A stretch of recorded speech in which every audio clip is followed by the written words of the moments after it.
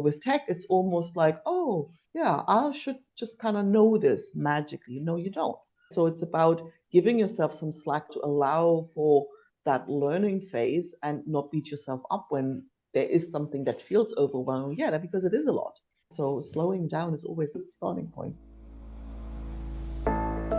Hello and welcome to the Driven Female Entrepreneur Podcast. I'm your host, Melitta Campbell, award-winning business coach, value whisperer, and founder of the Dream Clients Blueprint, the proven system that guides you in defining, communicating, and selling your true value with ease and authenticity so you can feel proud of the positive impact you're creating.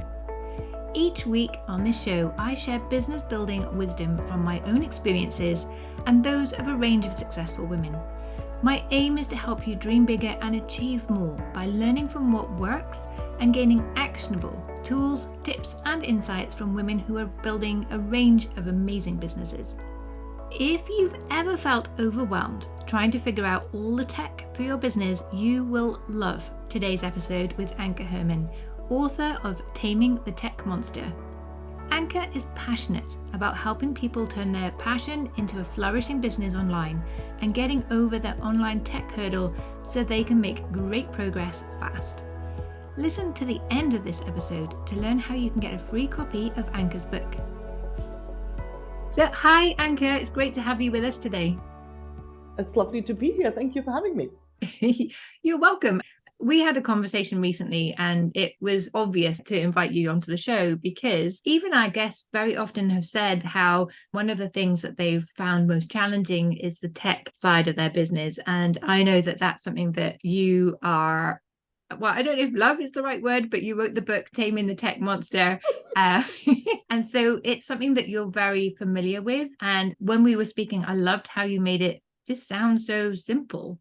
But I would love if you could share with the audience a little bit about how you got to where you are today, because you're a German linguist who worked in IT in London and then moved to Spain to make dresses. As one does. That's all very diverse. And then how do you get to the tech monster part? So I'd love it if you could share a little bit of your journey and how you got to where you are today. Yeah, so I'm from East Germany originally. It's worth mentioning because it actually explains a lot of my restlessness. When you grow up in a tiny little country where you're not allowed out, then so the moment the opportunity is there to get out, well, you do. And then moving countries is something that you've been wanting to do all your life. It's not scary, right? So that's how I ended up in Australia shortly, a couple of years after I finished uni as a translator. So I was a linguist, but I've always also liked, my dad's an engineer, my grandpa was an engineer, so I loved math. So I always had that, well, I love languages, but I love maths as well. And I love maths and all of those things for the structure of it, because I can see structure through things. And so that made sense. And the two of them were quite related in my mind. And when I discovered very quickly in Australia, in lovely Sydney, that there's no work for translators. And if there is work, it's so badly paid that it isn't funny. So I knew literally within a few weeks that I wasn't going to last in that translation industry. So I looked around and the only people who'd have me was a company who was rapidly expanding, and it was a software company. And I was initially hired to be the personal assistant to the managing director because the recruitment guy thought, ooh, you two will get on. And we do, we're still in touch to this day. And all of a sudden I found myself in this software company and I was half scared, half intrigued. And I was kind of fascinated by people just type something into, we're talking mid-90s, people type something into the computer and then this thing does something. And I found it fascinating. And I had the opportunity, my boss was in the process of selling the company. So he says, oh, you want to learn about software? Well, I'll send you to Sydney University to learn. And so I started learning and it felt overwhelming, intriguing to a point, but overwhelming. There was this sense of, I'm way too old to get into this because I didn't grow up with that. Does that sound familiar? I'm a woman. This is all too hard. I'm not technical, so all of these things were very much present for me until I remember the moment where I'm like, wait, programming language? It's got vocabulary and it's tiny and it's got grammar, so it's got structure, but it's nice and rigid. So bottom line, it's like learning a real language, just simpler. And that opened a whole world for me, because all of a sudden it wasn't this big scary thing. It was like, ooh, it's just like a simple language. I know how to learn languages, so this is mine. It didn't mean I was any good at it overnight, but I felt that I knew how to make this mine, how to explore it, how to go about learning it. And so, as you'd say, the rest is history. So I started then having my first job in software development. And what I thought was my disadvantage, the fact that I didn't have a tech background, actually turned out to be my superpower, because I was the person clients wanted to talk to, because I knew how to get out of clients not just what they said they wanted, but what is they actually needed, and then translate that into the software tools that would help them, do that in a better and a simpler, more streamlined way. So what I was scared of was actually the superpower in the end. So I had a blast in the software industry, and I moved to London because, that's where all the good opportunities were. And until I went on a trip to Peru and then I started learning some Spanish, and then I started going on trips to Spain. And then I thought, oh, well, I'd love to live in Spain, right? And so I decided to, start, because I was also the point where I thought, well, I'm getting to my late 30s. I don't want to be here. I don't want to be 50 and send out programmers' resumes, right? So there was that part. I wanted more autonomy. I wanted to do my own thing. And I also wanted, let my creative side out. So I moved to Spain and started my own business. And people always say, how the heck can you do something so different, like making dresses? And I'm like, you know what? In my mind, the process is actually the same. Like the way you go about building business, building software, is actually the same as making a custom dress for something, a made to measure dress. Initially, you talk to the client, you need to really understand what they need. Then you go away. Okay, admittedly, the technical part is a bit different, but then you come back and you have it in a half done stage, and they try it on, and then they give you feedback, and then you adjust. And that same iterative process until the finished product, it's exactly the same, right? And I've already hinted at what I discovered in that process of building my own business, that building a business actually follows that same process too. And so while I burned myself out in the sewing business, because there's only so much sewing in a day you can do, but I had an insight in the process. So I really saw that saying yes to everything clients want is a recipe for disaster. And decided that I wanted to pivot again, and I wanted to, again, didn't want to be 60 or 70 and still hammering out 50 dresses for dance performance. So it was the time to pivot again. And I thought, well, what can I do to support other people who have a passion they want to turn into a business? Oh, coaches do that. So I did coach training, and then people started asking, yeah, but you know about tech. Can you help me with the tech? And for a long time, I would always answer, go away. That stuff's easy. That's the least of your problems.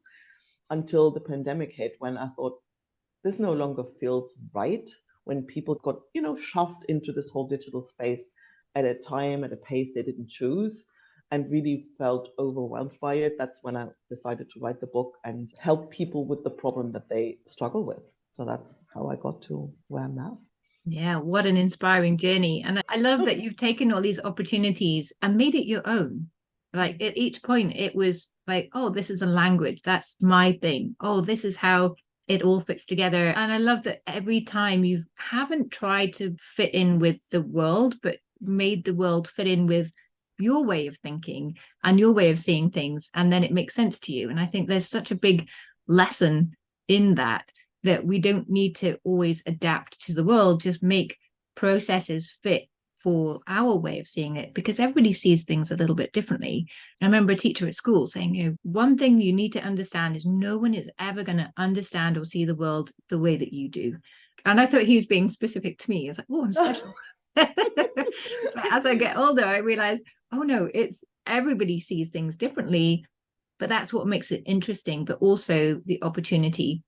And I remember a quote by Sarah Blakely, and she talks about how the fact that she was completely ignorant of how the industry works was her advantage, because then she could see her way of doing things and could see ways of doing things differently, which has helped her business become the titan that it is today, but still very much being hers and living into her vision. So I love that you've done the same thing there too. That's totally my experience. This is an example that's happened to me in my sewing business, because I was a hobby sewist. I loved sewing for myself because I have long legs and long arms and nothing ever fit, right? So I would start making things as a child, but then when I grew up, it's like, oh, I could make stuff for myself now. That's where I was at. Manic hobby sewist, right? And I knew how to make patterns because I could never find something that fit me. So I knew how to make a pattern. And I did exactly that. I did not care about what other people, how I didn't know. And sometimes, it's better not to know what you're getting yourself into. But I remember it took years when I actually discovered what my special sauce was, because I thought everybody did it this way. Because I took an awful lot of measurements up front and spent a lot of time on the pattern, but then I only needed one fitting. And a lot of my clients never even needed a fitting. It was like, oh, make me something. And I would just send it. It would fit like a glove. And I didn't realize that wasn't normal. And I got to see it when this one client comes, and I didn't know her. She came recommended, and she says, I need this guy, but I need it like in 2 weeks. And I'm like, okay, plenty of time. And she was all nervous about whether we'd have enough time. And then we had the first fitting, and she puts on the dress and she goes, well, but that's done. I'm like, yeah, what did you expect? And she then said, well, I usually have to have like 6 or 7 fittings before this is right. And I'm like, now I understand why you were worried about the time. For me, one fitting was normal. And I didn't realize that I did things so differently. People would take 3 measurements and then fiddle until it fits, right? So where I'd take 50 measurements and it fits right out of the gate. And I didn't realize that was different until, somebody told me. But I think, yeah, it is quite often because you're not blinded by, okay, this is how things are done.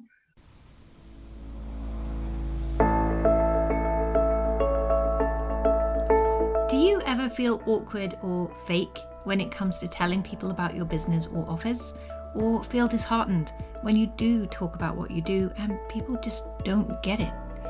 Don't worry, you're not alone. Many business owners struggle to confidently and comfortably articulate the true value of what they offer, but it's not something that many people teach as the first rule of business.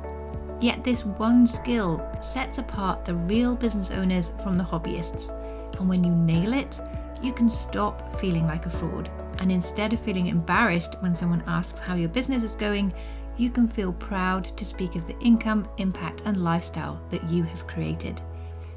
You shouldn't feel overwhelmed working all the hours or offering discounts just to make ends meet in your business. If you feel that way right now, I have some good news for you. I've created a masterclass that will teach you exactly how to communicate your true value to your dream clients and how you can use this skill to sell without selling. Once you can articulate your true value with confidence and clarity in every interaction, you'll never be left wondering how to attract enough of the right clients to your business. Access your masterclass at melittacampbell.com/training. It's my gift to you to help you grow in confidence and thrive in your business in 2023.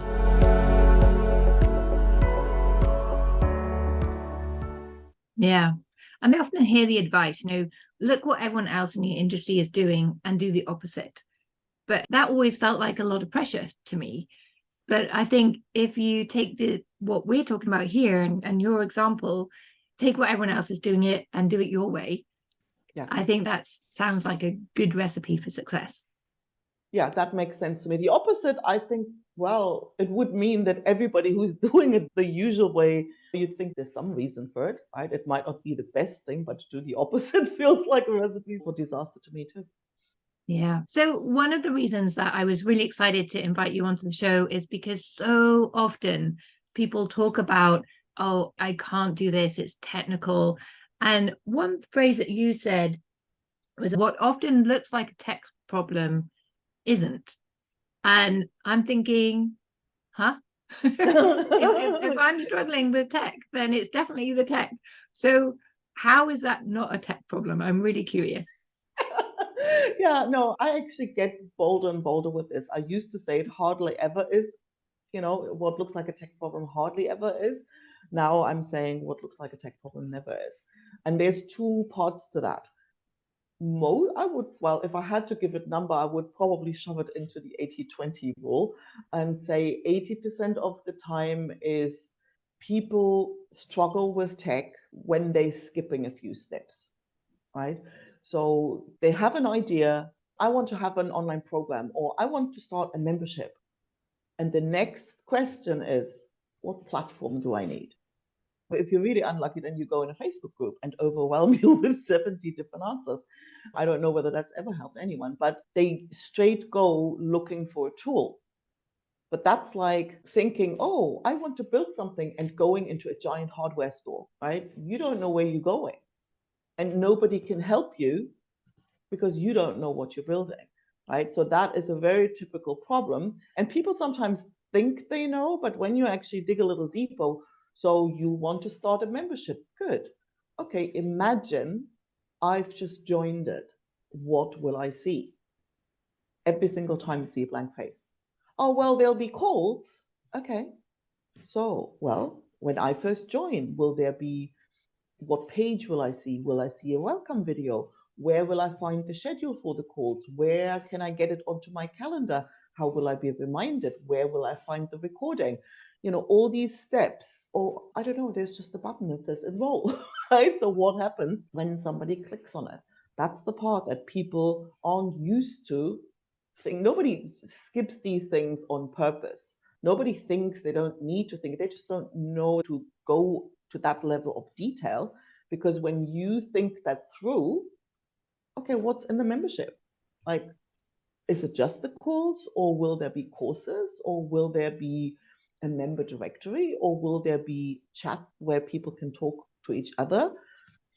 You can see how all of these translate to functionality that certain platforms have and others don't. So when you actually start diving in a little bit, then the choice of tools, and you quickly come to a short list, right? There's a whole bunch of other things to take into account that, I'm unpacking, and of course I've got, but you can really see how when you actually start to slow down a little bit because you're going to have to think through the stuff anyway, because when people want to sign up for that, well, they will want to know, what is this? How does it work? And how can I sign up for it? And what will happen once I've signed up for it? And when you slow yourself down, the tech becomes a lot more, you know what you look for then, so that the choice becomes easier. And then once you open the tool, well, you're also really clear on what it is you need, right? So many steps are taken out that usually when you go in and you don't know what you're looking for and you don't know where to start, that is what gives you with that feeling of overwhelm, and that quickly slides into frustration, right? And I think the frustration is really the biggest thing that gets you when you start out. And people often forget that, you know what, tech is not just, I think we're bombarded with all these messages. Oh, just sign up for magic, insert name of magical all-in-one platform here that takes all the tech stress away. It's still an area of expertise that people spend a bit of time getting good at, right? And people somehow always assume the tech is just the thing that you should magically know, right? And if you compare it to, if you decide you want to become a lawyer, well, then you go to law school. You don't expect to be, oh, I'm going to just watch some YouTube videos and then I'm going to be a successful lawyer. You go to law school for a few years and then you come out and then you're a baby lawyer. Then you need to get some experience. So you're not going to be on any decent case until 10 years down the road. So with tech, it's almost like, oh, yeah, I should just kind of know this magically. No, you don't. So it's about giving yourself some slack as well to allow for that learning phase and not beat yourself up when there is something that feels overwhelming. Yeah, because it is a lot. So slowing down is always it's a good starting point. Yeah, it's my favorite phrase is slow is smooth and smooth is fast. And absolutely. And as you said, it comes from those missing steps and not knowing what you're missing. And I see it when people start a business, like, I'm starting out in a business, I need a website. Like, no, it's not. It's like the last thing you need, because what are you going to put on the website? What are you even offering? Who are you? Who are you offering it to? There's so much you need to know first. And if you jump in too soon, you're just going to go in circles and, as I say, get very frustrated and disappointed. there's another angle to that. And I really got to learn and understand that when I was working in the software industry. When somebody has an idea for some software, and now just in your mind, replace the word software with business. So if you have an idea for some software, you don't go and hire a bunch of software engineers to build this fantastic tool.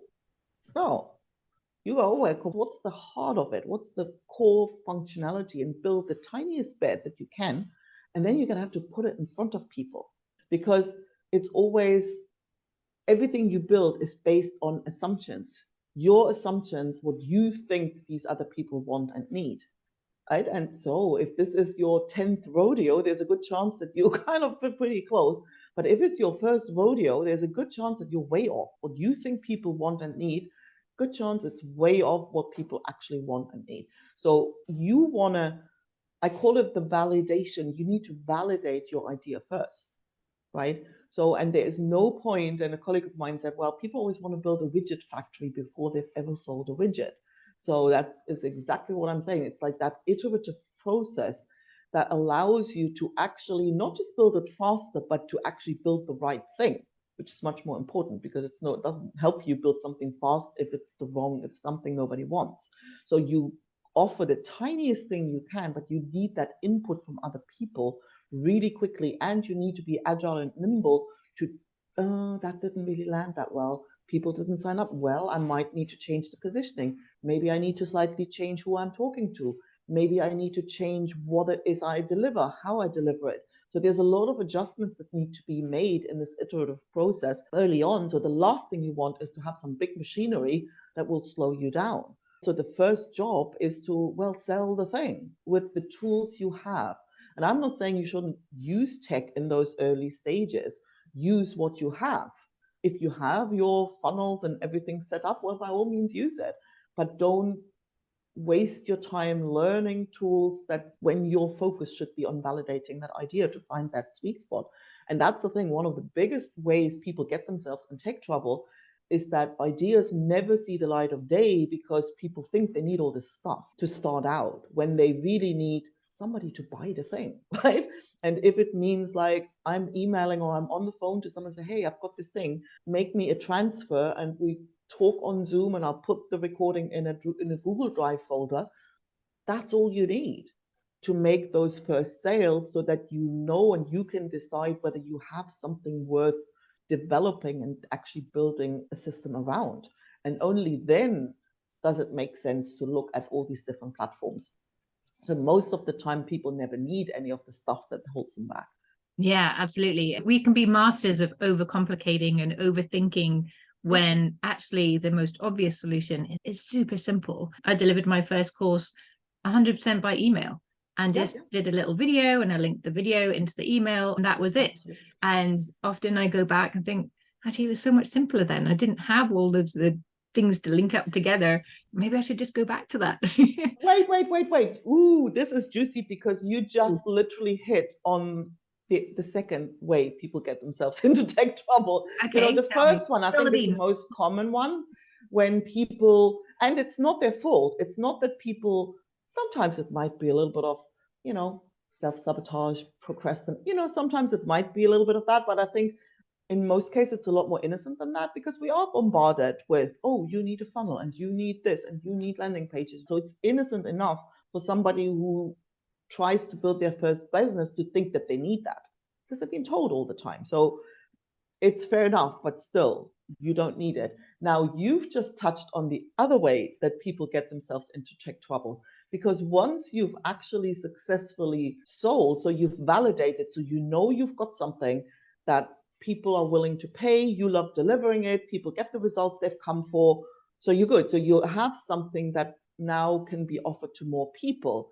Now, quite often, that same little Google Drive thingy that got you off the ground, now it works when you work with 10 people, but it doesn't work when you work with 50, because then the admin overhead, the manual tasks that you have to do, make it error prone, make it annoying.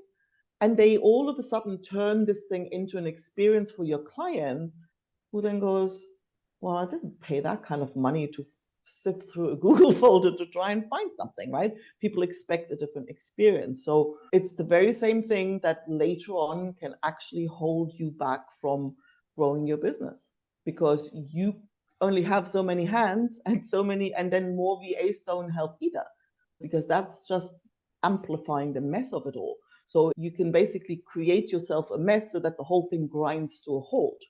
That's a lot of one-to-one clients I work with. They go, I just, messages go out that shouldn't go out because it's all just messy, because it's just like, I just got it off the action, especially the action taker who do all the right things to first get it off the ground, quite often get caught on that end. So there comes a point where you really want to think about, how can I make this more efficient now? The first part is the question is, how can I make it work? That's the validation phase. You need to make it work. And the second phase is, well, now how can I make it more efficient so that I can actually serve more people without going crazy in the process? So that's another thing where you then want to start slowly and starting off with the delivery, and then slowly, you don't want to turn on the tap on the marketing front and then not have the structure in place to actually deliver on the promise. So that's the other way that people often get themselves into trouble. And I guess by starting simple, then you're also, like with a business, you don't have a website until you've had a few clients, because those clients are going to teach you what they want from you, how you want to work, who you want to work with. And then you have the information to create the website. So I guess it's the same with this. It's exactly the same. Start simple. You know what you enjoy, what fits for the brand and the experience you want to create, what people respond to, and then use the tech to make it smooth and simple to scale up. Absolutely. Yeah. The process is always the same, right? Yeah. I love that idea of thinking about the experience. Yes. I think that's something people do not think enough about when they're building a business. What's the experience I'm creating here? They're just thinking, oh, I just need to do stuff and get it out there. And you say a lot of these people saying, oh, you need this, that, and the other, can really distract us from creating. And it's the experience that people really want, particularly if you're working with women, especially. It's the experience that we want in anything. That's what we crave, is that connection, the experience, the joy of following something. And that's what makes it interesting for us as well. So I love that you're using the tech to enhance that experience and make it more consistent and robust and reliable, so that we really can say, this is what we're offering, and be confident that we can deliver on that, which then impacts everything else in a really positive way. Yeah. And the experience, I actually just want to add there, because I get this a lot. People do think about the experience, but they think about their own, So I'm like, no. You want to think about your client's experience first. Make it smooth and simple first for them, and then for yourself, right? Mm-hmm. Because that's the thing. If creating that smooth experience for your client means you have to spin your admin wheels 24 hours, that's not the solution either. But still, people often, and I see that even in a small scale, you see that a lot when people put together an online event, right? They try and make it easy for themselves. They go, oh, well, I'll just pop the Zoom link in there. Well, yeah, that's easy for you. That is a giant pain in the butt for me as a potential attendee, because now I have to, that link, and especially if it's hidden under Word, now I have to find the link. I might Zoom bomb you if I click on it, then I have to grab the link. And now, okay, what is that? When was that? What's the time? What's that in my time zone? Then I have to make sure I don't forget it. Like all that stuff, slim chance in hell I'm going to go to that event, because I'll just make it simple for you. You want to make it simple for your client. So what if there was an invitation that says here, click here to register, which means you'll get an invitation added to your calendar. You get it in your time zone. You get the reminders, you get the recording. So I just have to show up on the day. Well, that is slick for me, right? So now you can do that manually, which is a pain for you, but then you can also use tech to make it a great experience for me and simple for you. That's really what we're looking for in the end. Yeah. And, the number one driver of sales is convenience. Yes. So thinking about it from their point of view is really key. It's why at Christmas time, everything comes in a box, because it's easy to wrap. And that people are thinking, well, it's easy. I need lots of things to wrap.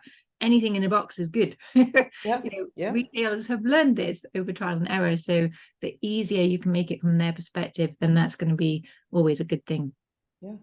And it's a good point. It's a good starting point is usually observe yourself buying. Mm. People often sort of struggle to put themselves into the shoes of their potential clients. Well, next time observe yourself. What makes you sign up for a program or ignore it?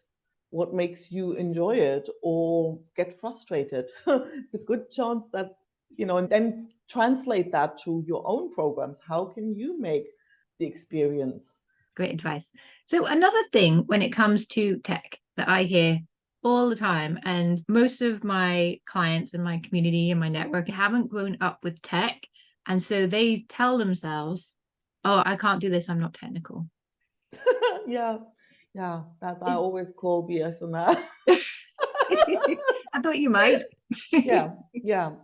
And it's an interesting one because everything we know nothing about can be scary. If it doesn't naturally call us, it can be scary to take that first step, right? But I mean, I've had all these same thoughts. I thought, oh, I'm almost 30. I'm too old for this, So, but then at the same time, I've worked in a mobile phone shop for a few months to help, was basically to substitute my partner who had, was his shop, but then he was more in hospital the whole time. So I had to learn more than I ever wanted about mobile phones and things like that. And so it was fascinating to observe.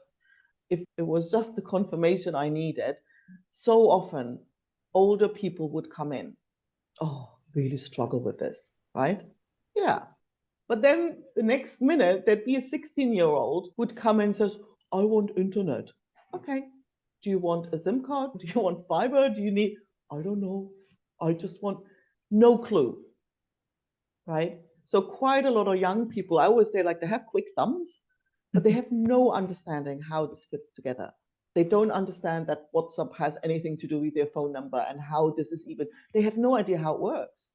Right? And then there will be older people who are savvy and take a try. So it's either, there's always at every age group, there are some people who like the tech stuff and are familiar with it and love experimenting. And then there are other people like, I just want it to work.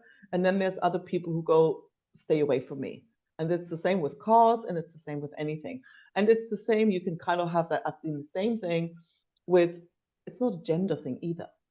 So there's some women that are geeky and some women who go, well, I just want it to work. And some people go, stay away from me. Exactly the same thing. And there is a lot of men who have no idea. So being young and male certainly doesn't save you, right? So it's not, and I always say it's, if you make the steps too big, because people are like, oh, I need to set up a website. Well, there's a lot to that. So what is the smallest step you can take? Let me just see whether I can set up an account somewhere, or, just take smaller steps and allow yourself that learning process. And if you kind of imagine, like, compare that to language learning. I always love comparing that because all the marketing messages we're bombarded with are always like along the lines of learn Spanish in 30 days. So, well, good luck with that. Yeah, it doesn't matter how how talented you are and how much you like languages. I follow a lot of polyglots who, it's their whole thing learning languages. And they all say, oh, well, it just takes some time. Oh, no, I've just only been at it for 2 years. It's too early to go to the country. No point yet. Right. So they just accept that learning and mastering something new will take some time. You need the repetition. You need to understand all the things you don't even know you need. So it's like anything new. And it's the same with that. So the problem is, oh, I need to set my email list and I also need to do my website and all this weekend. Well, no, right? So there is just the one step and let's just see whether we can add something to the menu. Okay, and as you said, like when you said you delivered your course over email, you didn't dump the whole thing at them all at once. It'd be like little bite size. So the brain always learns the same and people don't want to give themselves the space to learn. So, and the slack to not know. Well, not knowing is good. So you have something to learn. And it's helpful to learn at least a little bit, right? I always say, well, I have no intention to turn anybody into a programmer if you don't want to. But I do recommend that people know enough to be at least a good client for someone, to understand, not be taken for, not be that client who asks for what's essentially artificial intelligence on a shoestring budget. Like, don't be that client. That's annoying for the person as well. And you can't, like, outsourcing is also not the solution. You cannot, what I call fear-based outsourcing. I see that a lot. It sounds so grown up. Oh, I just outsource the tech, right? And then they get themselves a bunch of tech VAs and they all create a bigger mess together because the VAs will look at the client for tasks. They look at the client to tell them what to do. Now, if the client doesn't understand anything, they don't know what to do. And then they fiddle and they don't understand fully they don't have enough insight in your business. Doesn't mean that they're not capable, but they don't know about your business enough to make those strategic decisions, to design that system that runs smoothly. And you cannot outsource a system that hasn't been built yet. So, I just outsource so I don't have to deal with it. That's not your solution either. Yeah, I love that. You were talking there about making the steps smaller and taking the time to learn, because I think we decide, I'm not technical, but then we don't make any effort to learn the basics. And the basics aren't so difficult. When I had my business before, I just did everything through word of mouth and networking. I didn't go online. And then suddenly I pivoted my business and I had to do it all digitally. I had to learn social media, email, funnels, online platforms, so many different things. And at first I was like, oh my gosh. But then you realize actually a lot of it is so similar to other things we've done, like yourself with the sewing patterns. You're like, oh, actually, I can see a similarity here, or a similarity with how you learn a business. All of these things are systems and processes. And it's very rare that we get to a certain time of life and we've never learned any systems or processes in any context. It's just taking that existing understanding and applying it in a new way. And yeah, there will be some time to figure that out, and there will be some frustration because tech never works when you most want it to. We all know that from trying to print anything in a hurry. Yeah. No, totally. So yeah, I think it's nice just to give ourselves that a bit of grace and a bit of time to figure things out. And I say you become a better client, you can then start to outsource once you understand things, but also you have more confidence as well. You can, if you're going to scale your business and it's on shaky foundations, it's not going to be as strong as and long lasting as you want it to be anyway. So yeah, I really like that idea of breaking everything down, giving yourself time, and just learning. And of course they take a few shortcuts by coming to you or reading. Absolutely. Yeah, absolutely. I mean, reading the book is sort of the first step in a sense. It's called Taming the Tech Monster. That has nothing to do with tech, right? So it's all about lots of stories. It teaches you to question your assumptions before you question your capabilities. Dismantling, like there's a lot of myth busting in there, and then, okay, how do you go about choosing a platform and that sort of thing? So it's like literally that gentle way that helps you see that you have what it takes to figure this out, right? And there's definitely that. And the part of building a system before you outsource, and that's the thing, you can get help with that. And if you look for help, obviously, well, yes, you can come to me, but there's loads of people who can help you with that. And I think a key question to ask yourself, because that's always the thing, the vulnerability that people always come and say, well, when I ask people what's the biggest fear, the biggest frustration they have, is that what you just said. It's that sense of, I don't want to mess it up. Like, I'm worried I'm going to screw something up, right? I'm worried I'm going to send some stupid emails that aren't relevant, or where people get something they shouldn't be getting. And I'm going to look unprofessional. I'm going to look like a fool. And that sense of when you don't really understand, you always have that when you don't really understand something. And that is super uncomfortable. And if you create a mess, you stifle your business because you cannot serve your clients if your systems are wobbly or unreliable. It's an issue you want to literally deal with step by step and build something as simple as possible. And if you do want to get help, then I think one key thing to look out for, if you talk to somebody who offers you help with that, check in with yourself immediately after the conversation. How do you feel? Do you feel they really got you? Do you feel, oh my God, they really got you? They really took the time, the effort to understand what it is you're trying to achieve? Or do you feel, oh my God, they just pointed out more of like, okay, they just dug into the pain and talked about a lot of stuff that you didn't understand. They used a lot of words that were right over your head to kind of make you think that they're a tech expert. That's not the kind of person you want to hire. You want to hire the kind of person where you feel, oh my God, they really get me. They really get my business. That's the very first step, because most tech people who will kind of give you a ride are the ones who will try and just kind of spin your head around and really help you see that you don't know, so that you need them. So that basically when they explain stuff in words you don't understand, you might want to talk to somebody else, right?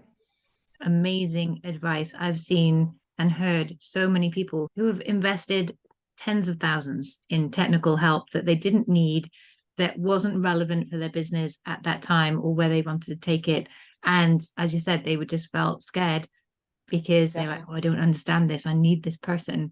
But if you don't understand it, then you don't need that person. And you mentioned there about the fear and doubt. And in January, we released the Planisodes, and there's one of the episodes, I think it might be 3, where I shared an exercise you can do to help you keep fear and doubt in its place. So if you're worried, or what if the worst happens, this exercise will help you to actually manage that and know, well, if the worst happens, you know what to do.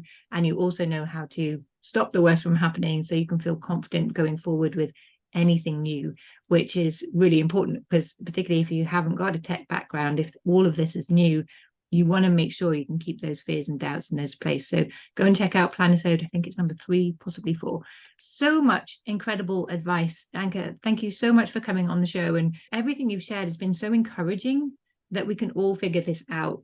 Is there anything that we haven't touched on that would really help the audience to feel more confident going forward with their tech? Nothing really new, but I would really want to reiterate and point out again, like, if it feels hard, you're skipping steps. Like, slow down, make the steps smaller, and work off the assumptions that you have what it takes to figure this out, because you do. Yeah, I think everyone listening is just going to go back to everything they've assumed previously about the tech and how you can't do it, and start to rethink that. And I really hope they do, because you've really shown us how this can be possible. And I know you mentioned earlier that very generously, anyone listening to this show can get your book for free to help them get started. So thank you so much for that. Where can they go to find that? They can go to tamingthetechmonster.com and you can get your free PDF copy there. It's a quick read and it's not technical.